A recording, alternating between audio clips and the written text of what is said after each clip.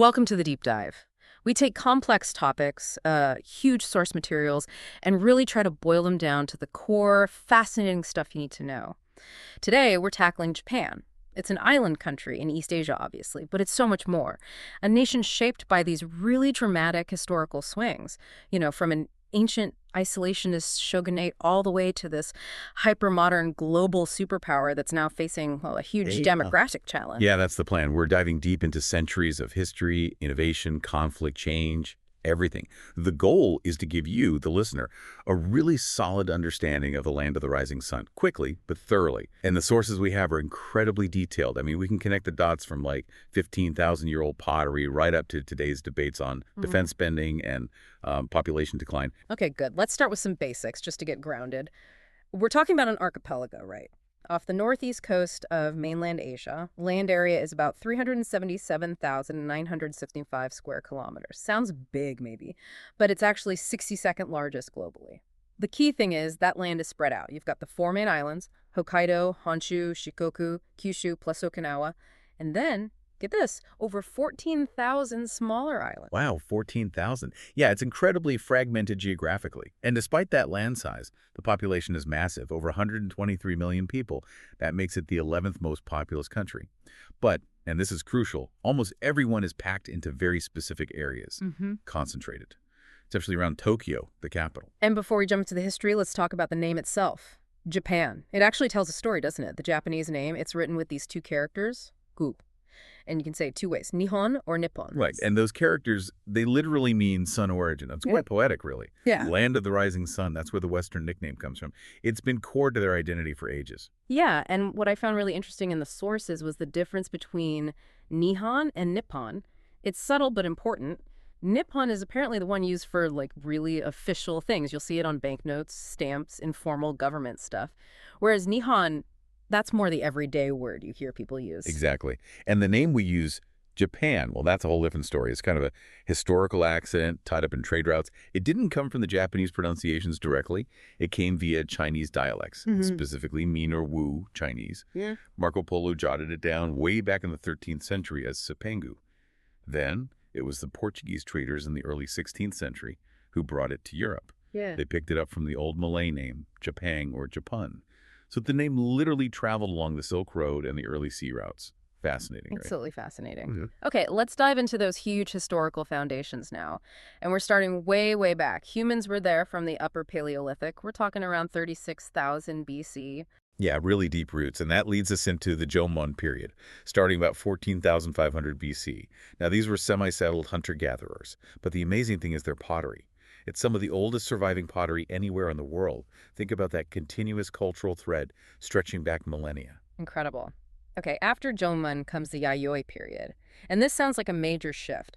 New stuff starts arriving. Wet rice farming, new pottery, metalworking. Exactly. It all filters in from China and Korea. And crucially, the Yayoi people start intermingling with the existing Jomon population. This mix, plus the stability of rice farming, really sets the stage for more organized societies, for actual states to form. And this period also gives us the origin story for the emperor. That's right. The legendary Emperor Jimmu. He's credited with founding a kingdom in central Japan around 660 BC. And that imperial line, amazingly, continues unbroken to this day. It's the world's oldest continuous hereditary monarchy. Quite something. Wow. Okay, so how does Japan move towards a more formal, centralized government? That seems like the next big step. That really kicks into gear in the 7th century AD. The Taika reforms of 645 AD. This was Japan consciously looking at Tang China, which was this huge, sophisticated empire, and trying to emulate its structures. So they were borrowing ideas. Heavily. Especially Confucian ideas about governance. They tried to nationalize land, centralize power under the imperial court. It was all about building a stronger, more unified state. This eventually led to the Ritsuri system. Think of it as a complex, codified, Chinese-style bureaucracy. They intended it to last for centuries. But bureaucracy isn't always exciting. What about culture? I know the Heian period is famous for that. Oh, absolutely. The Heian period, from 794 to 1185. The capital moves to Heian-kyu, that's modern Kyoto.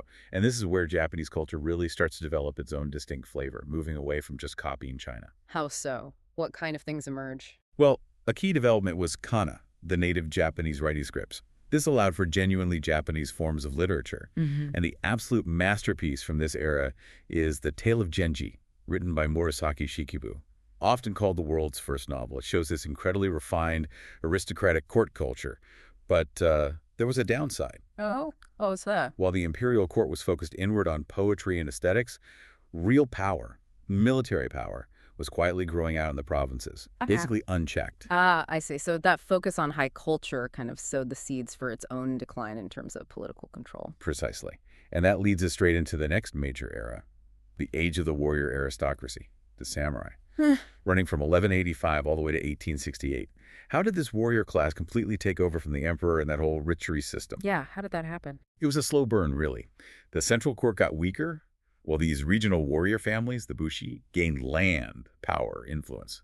After a major civil war, the Genpei War, one of the leaders, Minamoto no Yoritomo, sets up the first military government, the shogunate in Kamakura.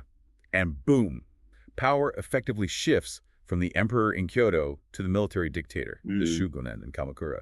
Though even then, power wasn't always stable. Sometimes regions like the Shuge clan held the real authority. It was centuries of shifting alliances and power struggles. Right, like the Sengoku period you mentioned, the warring states, starting in 1467, sounds chaotic. Totally chaotic. A whole century of civil war. But here's a twist.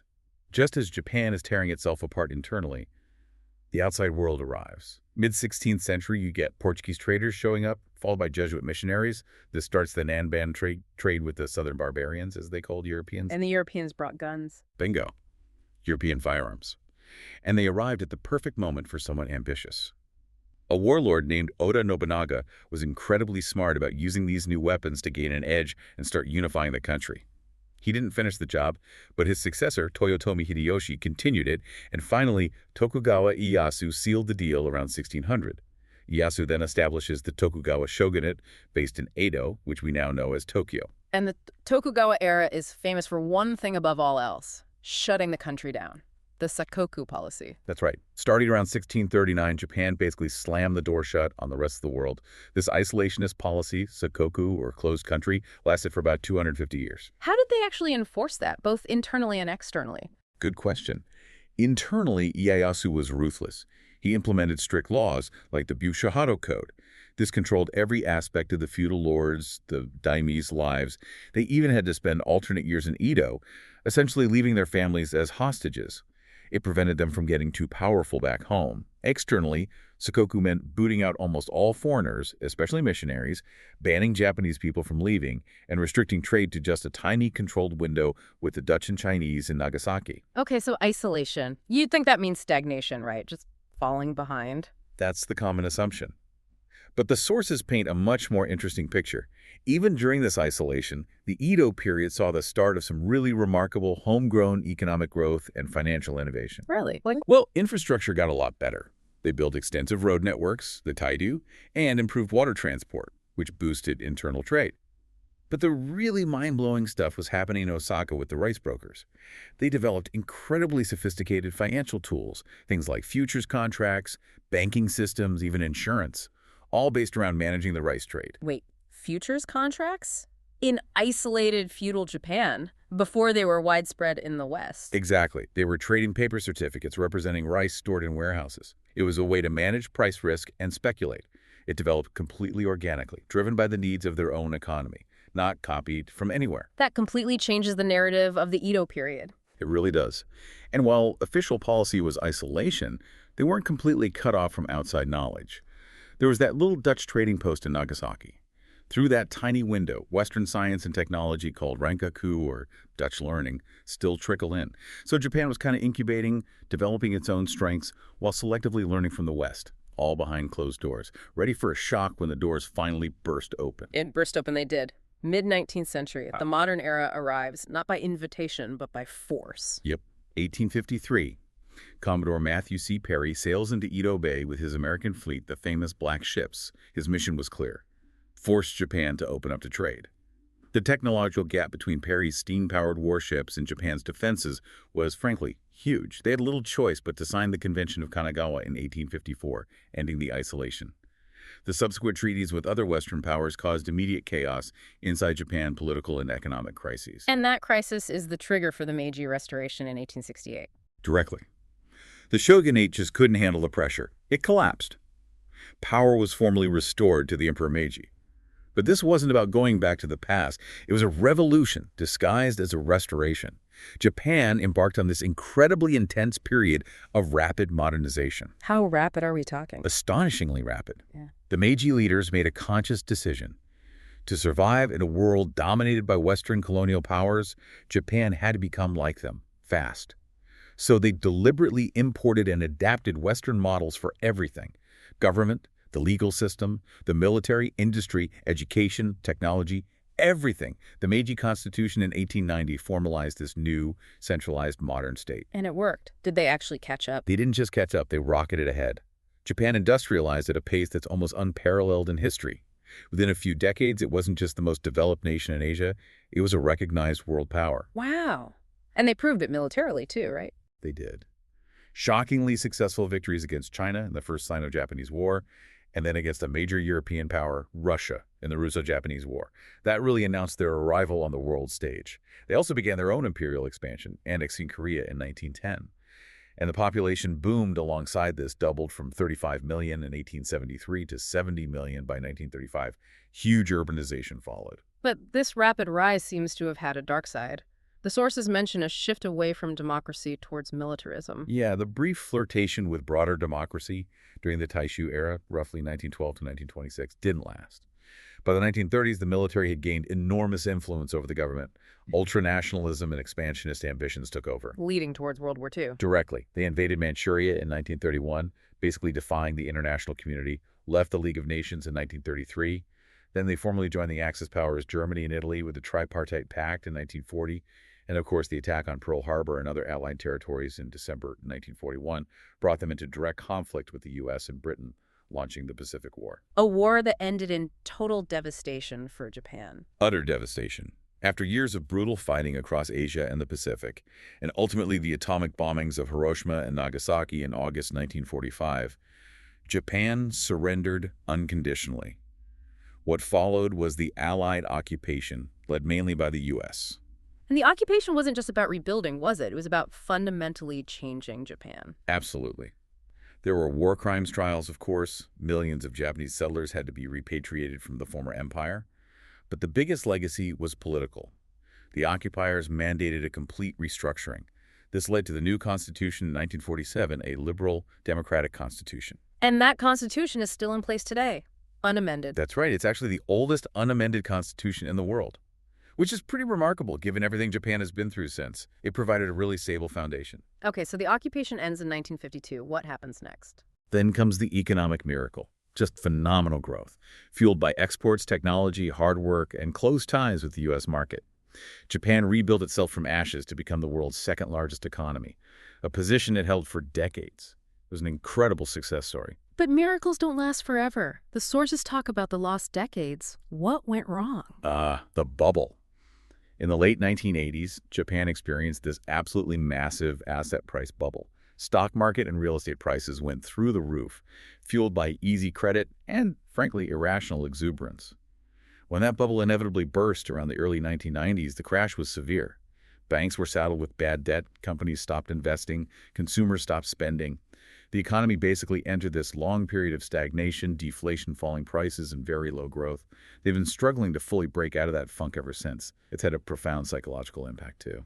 And amidst those economic struggles, a major natural disaster struck. Yes, the 2011 Tushoku earthquake and tsunami. Absolutely catastrophic. It killed thousands and triggered the Fukushima Daiichi nuclear disaster. That event had huge consequences, humanitarian, economic, and it forced a massive shutdown and rethinking of Japan's reliance on nuclear power. A lot to grapple with. And the current era, Reiwa, starting in 2019 with the new emperor Naruhito, it inherits all this complex history. Exactly. A deep imperial tradition continuing alongside these very modern political, economic, and now demographic challenges. Let's dig into those challenges now, connecting the people to the place. Governance and geography, the physical constraints seem huge. They really are. Geography shapes almost everything. About 3/4 of Japan is mountainous and heavily forested. That means usable land for farming and cities is squeezed into these narrow coastal plains, mostly on the eastern side. There just isn't much flat land to go around. So even though the country's area isn't tiny, the population density and the places people can live must be intense. Extremely intense. Globally, Japan ranks 40th in overall density, which doesn't sound too bad, but that's misleading. If you look at Honshu, the main island, the density is around 450 people per square kilometer. Compare that to Hokkaido in the north, which is much sparser, at about 64.5. It highlights the huge internal variations. And then there's the ground itself. It's not exactly stable, is it? Not at all. Japan sits right on the Pacific Ring of Fire. That means constant risk of earthquakes, tsunamis, volcanic eruptions. They have over 100 active volcanoes. It consistently ranks as one of the most disaster-prone countries in the world. They have to pour enormous resources into building codes, warning systems, disaster drills.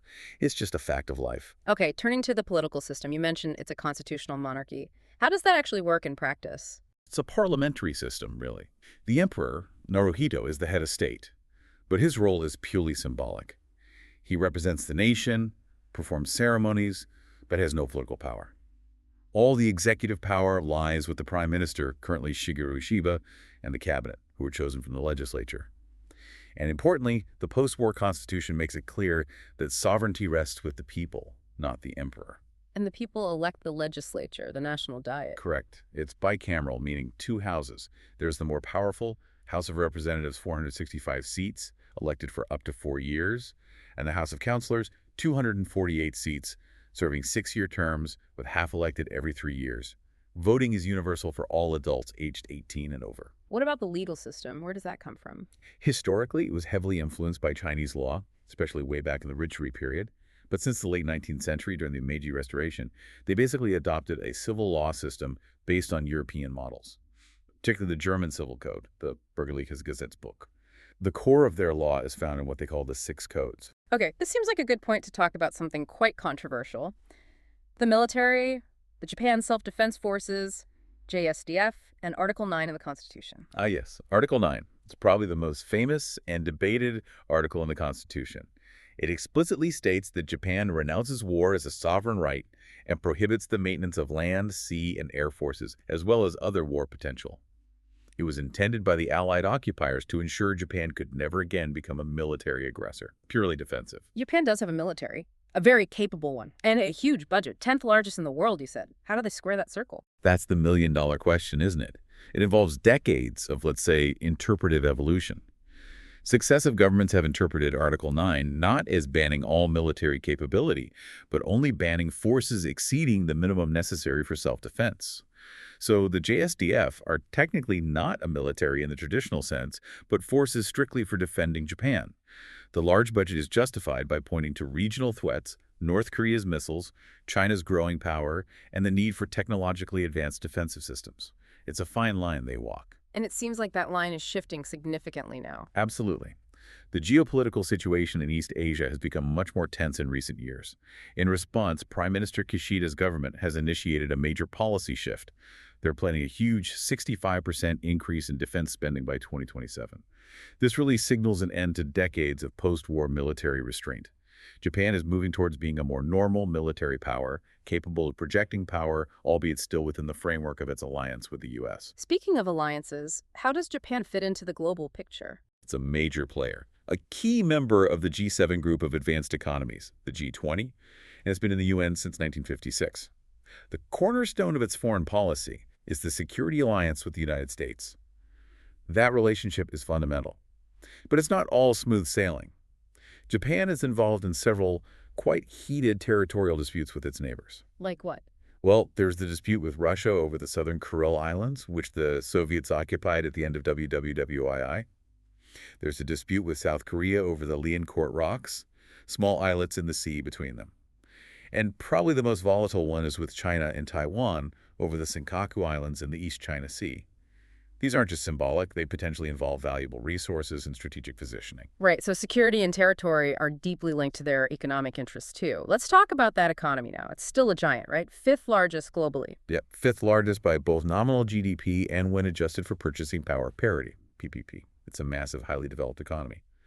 And the Japanese yen remains one of the world's major reserve currencies, the 3rd largest. That shows continued global confidence. But didn't we talk about the lost decades? Is the giant still feeling the strain from that bubble collapse? Oh, definitely. The legacy is still very much present. You see it in a couple of key areas. First, the public debt. It's astronomical, estimated around 248% of GDP in 2022. That's the highest ratio by far among all advanced economies. Second, despite the overall wealth, there are signs of social strain. The poverty rate, over 15.7%, is actually quite high for a G7 nation. It suggests growing inequality, maybe. Hold on. 248% debt to GDP. How is that even sustainable? Why haven't markets panicked like they have with other heavily indebted countries? That's a great point, and it highlights something unique about Japan. The vast majority of that government debt, something like 90%, is held domestically. It's owned by Japanese banks, pension funds, insurance companies, and individual Japanese savers. So the government is essentially borrowing from its own citizens and institutions, not relying heavily on foreign lenders who might suddenly pull their money out.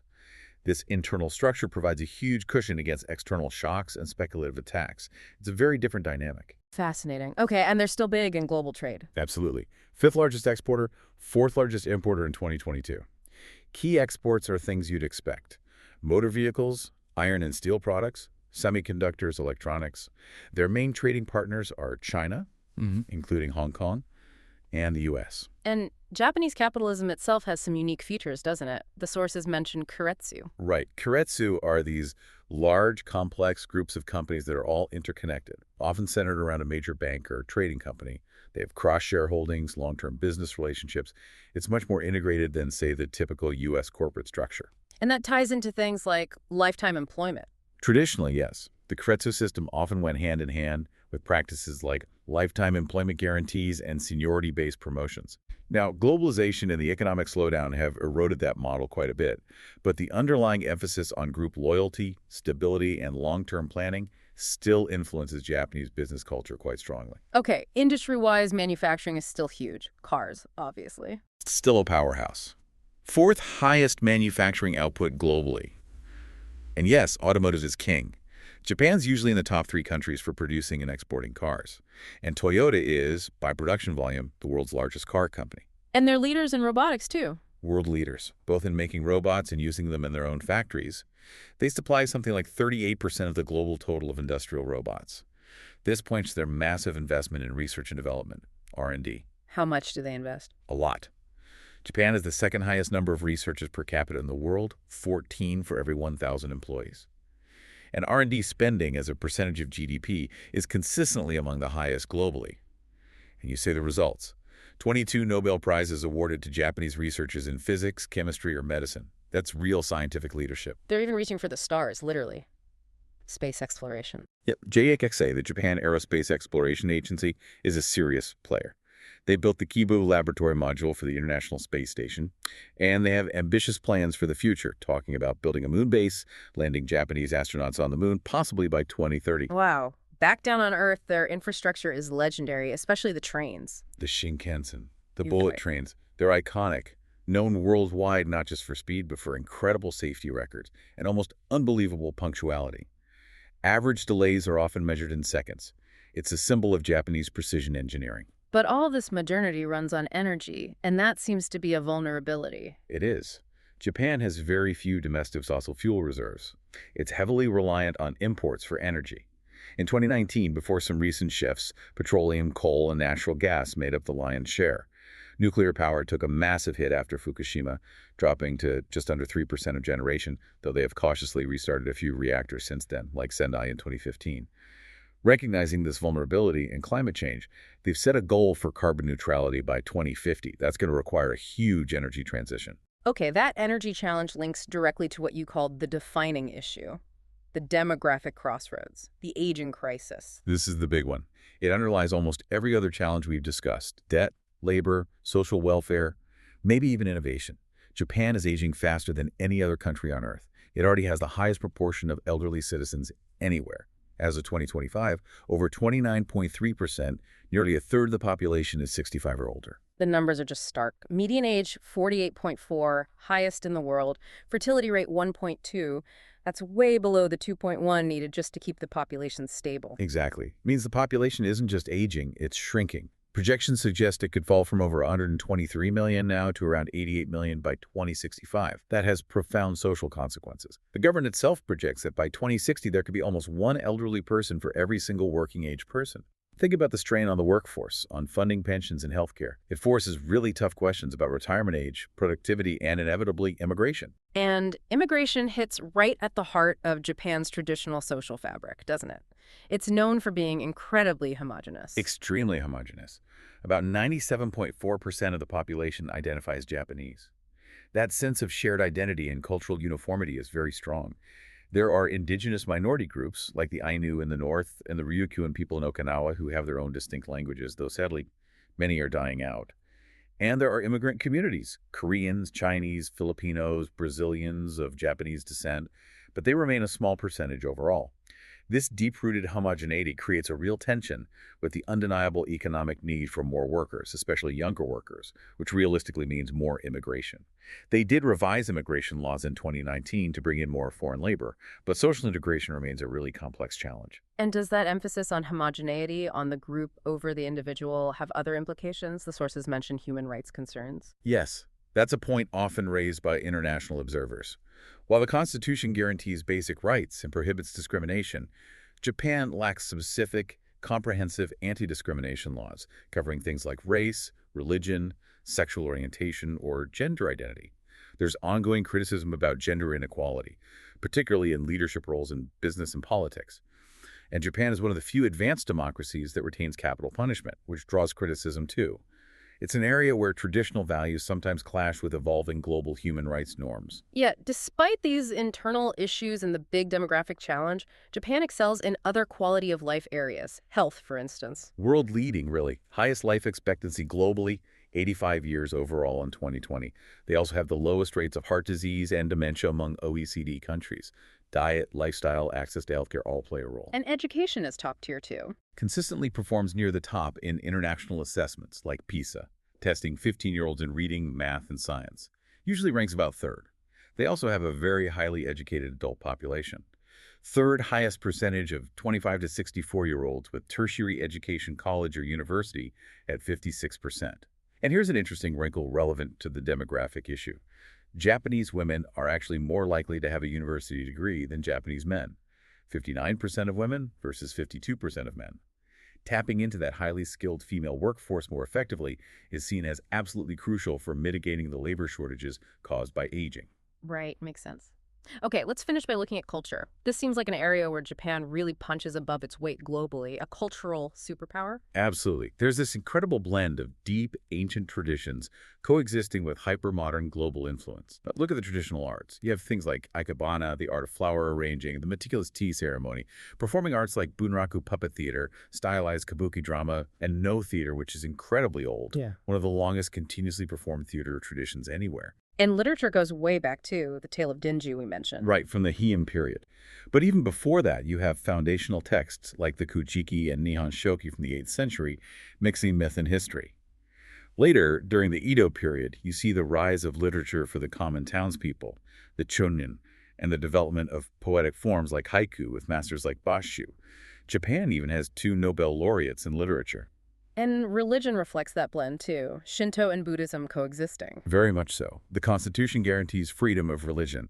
Most Japanese people engage in practices from both Shinto, the indigenous way of kami worship, and Buddhism, which arrived from the mainland centuries ago. It's often said Japanese are born Shinto, marry Christian style, often secularly, and die Buddhist.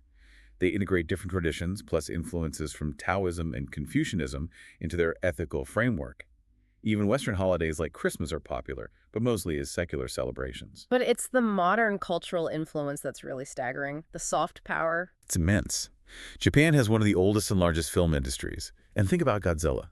Since 1954, that monster has become a global icon, spawning the longest-running film franchise ever. And then there's manga and anime. Dominant. Absolutely dominant globally. Japanese comics, manga, and anime, are massive cultural and economic forces. They rival and in some areas surpass the American comics industry in terms of global reach, sales, and the sheer number of incredibly high-grossing media franchises. Think Pokemon, Dragon Ball, One Piece, the list goes on. It's arguably Japan's most successful cultural export. Wow. What about music and other entertainment? Well, popular music, J-pop, is a huge domestic industry, heavily influenced by Western pop but with its own distinct styles. And we can't forget karaoke. A Japanese invention that's become a global pastime is a huge part of social life there. And sports, a mix of traditional and modern, too. Exactly. Sumo wrestling is revered as the national sport, steeped in ritual and tradition. But the most popular sport to play and watch? Baseball. It's been huge since the Nippon Professional Baseball League was formed back in 1936. And martial arts, of course. Judo and kendo are actually compulsory in many junior high schools. Karate, originally from Okinawa, is now an Olympic sport. Plus, Japan's shown it can host the world of winding. They've hosted the Summer Olympics twice, Tokyo 1964 and 2021, and the Winter Olympics twice as well, Sapporo 1972, Nagano 1998. Okay, so wrapping this all up, it's quite a journey we've taken. From ancient Jimon pottery makers through feudal isolation, that shocking Meiji transformation, the post-war miracle, the crash. The core theme that keeps emerging is this duality, isn't it? This deep, deep sense of historical identity, that unique culture forged partly in isolation, existing right alongside this cutting-edge modernity, world leadership in robotics, R&D, incredible global soft power. Yeah, but that shiny surface covers some serious underlying tensions. Still a G7 economic giant, a huge exporter, but grappling with the legacy of the lost decades, that massive debt, and surprisingly high poverty for such a rich country. And overshadowing everything, defining the future, is the demographic crunch. The aging, shrinking population, it forces a reckoning with almost every policy, every social structure we've talked about. Which leads us perfectly into our final provocative thought for you, the listener, to chew on after this deep dive. Japan has this incredibly strong cultural emphasis on collective harmony, on group identity, which historically helped maintain ethnic homogeneity and sometimes meant individual rights took a backseat to the group's needs. So the question is, how can or how will this deeply ingrained cultural preference for conformity and homogeneity adapt or even survive when the demographic reality, the absolute necessity, points towards needing much greater immigration, needing a younger, more diverse workforce, not just as a policy choice, but as a matter of national survival?